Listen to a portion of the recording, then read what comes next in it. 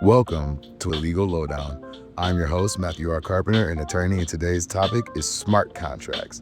These agreements that run themselves on code, supposedly without any human intervention, right? It sounds like this ultimate efficiency hack for businesses. Today, we're going to dissect it all to see what the buzz is about. We're going to try to understand what smart contracts are, and maybe more importantly, what crucial things we might lose in this push for automation. It's a critical question. And our podcast today is informed in many ways by a great law review article titled Smart Contracts and the Cost of Inflexibility by Jeremy Scaroff. It really highlights the tensions between the efficiency offered by smart contracts and the human flexibility that makes traditional contracts so effective. It's a fascinating contrast because the vision for smart contracts, it taps into this desire for perfect frictionless deals. So what exactly are these smart contracts people are talking about? And where do they come from? Okay, so at their core, smart contracts are basically agreements built directly into computer code, and they're often stored on a blockchain, which makes them decentralized. Think of them like self-executing deals, almost like a vending machine for legal stuff. A vending machine. Actually, I like that. I like that. You put in the conditions, the code checks them, and boom, out pops your Sprite and peanut M&Ms. Oh my God, the intrusive thoughts are winning. Okay, but back on track, people. Do you get the point? You see, when you interact with that vending machine, you're actually executing a contract, but the only human involved is you. The vending machine can't say no if the necessary conditions are met. This is similar to how a smart contract functions. You see, under the law, a contract is formed when there is an offer, acceptance, and consideration. And contracts don't have to be written down, right? They can be verbal, or they can exist by way of gestures. When the vending machine presents that Sprite to you, tells you the price, and invites you to insert your cash, it's making an offer. And when you insert your cash and designate the Sprite as your selection, you are solidifying your acceptance of that offer. And finally, when the Sprite is delivered to you, this is consideration. And boom, a seamless transaction, and you're on your way. That vending machine is the smart contract, people. It's the virtual autonomous intermediary between the buyer and the seller. Now let's dive a little deeper into where this whole smart contract thing came from, because even though that vending machine analogy was awesome, golf claps for Matthew, I feel confident smart contracts were not necessarily inspired by peanut M&Ms and Sprite. Although, one can dream. According to our source material, smart contracts in some way take their roots from Bitcoin. Bitcoin popularized this whole decentralized ledger technology, DLT, for what's called trustless exchanges, right? In other words, because of the crypto, the way the whole network validates everything, you don't actually need to trust a single intermediary like a bank or a lawyer. The network itself ensures that the transaction is secure. But if Bitcoin was about currency, a specific function like that, how do we leap from Bitcoin, crypto, blockchains to these, much more complex smart contracts doing all sorts of things? So moving beyond just currency, developers create these things called virtual machine protocols. Virtual machine protocols are essentially a set of rules that allow you to modify a blockchain. In other words, it's like an intentional gap in the blockchain code that lets you plug in specialized software. It allows for more complex functions to be built on top of the blockchain itself. So the blockchain just isn't a ledger anymore, guys. It's a modifiable, secure network that can execute all types of functions autonomously too. So with that power, what's the grand vision, you might be asking, right? What do these smart contract proponents really claim that these things can do for business and law? Well, they believe smart contracts could replace like every stage of making and performing an agreement or a contract. Handling negotiations automatically, maybe reducing human error, integrating right into the company's operations, supply chains, finance, everything. It's not just payments, it's the whole life cycle of a deal. So to really bring this point home, let's take a look at a classic example. The automated car lease. Imagine Alice leases a car from Bob, right? And a smart contract could monitor Alice's payments, making sure she pays on time, and it could also issue her a digital key. I mean, like a literal virtual key that she can use to access her car. And if she misses a payment, if Alice is delinquent, then the smart contract could automatically shut off the digital key. Maybe even start the repossession process and transfer the digital key to a towing company, right? All automatic. No human directly involved at any point. Just code, doing code things, executing autonomously on a blockchain. So for a company using this, what are the big benefits they're hoping for? Well, the claim is that it'll revolutionize transactions, significantly cut down lower drafting costs, lower legal costs, and then, lower drafting costs as well, lower accounting costs. And because it's blockchain, you get better data integrity, transparency, and critically, they say it lowers monitoring and litigation costs.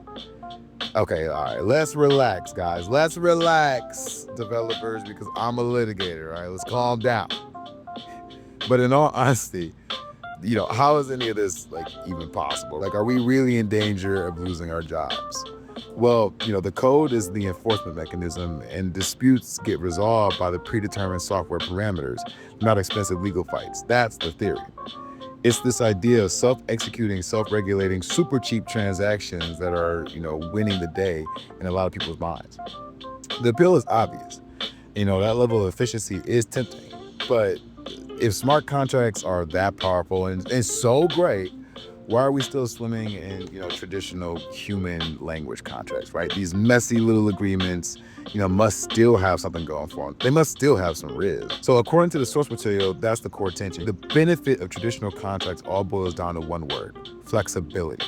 You see, you might usually think of contracts as rigid, that's the common view, but it's not the whole story. Traditional semantic contracts, the ones in English or whatever human language they're written in, offer this really powerful kind of efficiency through their flexibility, something code struggles with. But in what way, right? What way does code struggle with flexibility? Well, first, think about contracting through uncertainty. It's just impossible to predict every single thing that might happen in the future that could affect a deal or a contract. Life happens, we figure it out, we move on. Traditional contract law knows this. So instead of trying to define everything perfectly up front, parties often use what are called performance standards. Things or words or phrases like commercial reasonableness or acting in good faith or using best efforts.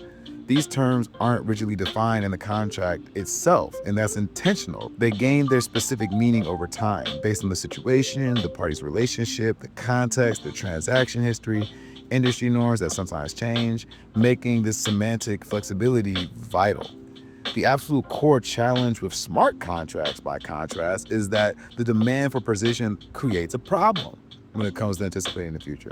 Computer programs at their core are just a series of if-then inquiries. There's very little room for, things like maybe or it depends. Usually a smart contract can't handle a term that means one thing today and might mean another thing tomorrow.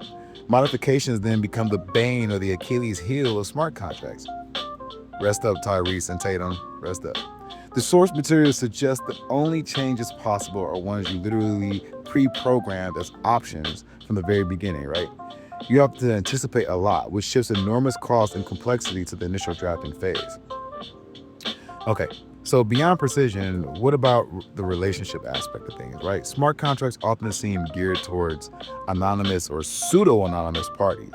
As one commentator famously said, the value add of blockchain is in fact its anonymity. That's another critical trade-off of smart contracts, though. Through anonymity or transactional isolation, we actively lose the benefits of relationship-based contracting. We talked about lower negotiation costs from shared experience and building trust over time, knowing you'll deal with each other again and kind of understanding the ins and outs of the deal. This is something you don't have with an anonymous party on blockchain, right? There's no shared history, no investment in trust, no promise of future deals to encourage compromise when things get tricky. So, now that we've laid out the pros and cons, consider this. Some proponents claim that smart contracts could lead to zero transaction costs, maybe even firms shrinking or disappearing, replaced by rapid, autonomous, anonymous micro deals. The source material suggests that all that may be largely a myth, though. In other words, the role of the middleman never really goes away. So the likely outcome, the material suggests, isn't that smart contracts replace everything. More likely, they'll handle very specific parts of a transaction. They'll supplement the deal. So, traditional semantic agreements with their flexibility, their reliance on human judgment, trust relationships, all that stuff, they'll likely continue to structure the broader long-term deals where nuance, adaptation, and compromise are just essential. Okay, wrapping all this up into a nice, neat little bow, on what has been a really interesting topic and, quite frankly, a fantastic article to comment on. Smart contracts are clearly this powerful technology offering really exciting possibilities for efficiency, automation. But as we've unpacked those traditional human language contracts with their flexibility, their reliance on judgment and relationships, they offer these crucial advantages that, well, perfectly coded systems just can't seem to replicate yet. That human element is surprisingly robust. It's rotund, if you will. It really is the elegance of something like commercial reasonableness or just that unspoken understanding in a long business relationship that makes the difference, guys. It highlights this irreplaceable value of human nuance, our adaptability. So as always, I want to leave you, the listener, the most important person in the room, with a final thought. As technology keeps pushing towards more automation, how do we make sure we don't accidentally code out the human qualities that give our economic system, well, life, trust, discretion, adapting to the unexpected that makes our relationships and our commerce actually work? Can we ever truly outsource empathy and compromise to an algorithm? Or are some things just fundamentally and maybe thankfully human? Just something to think about. Thank you for listening to this episode of The Legal Lowdown.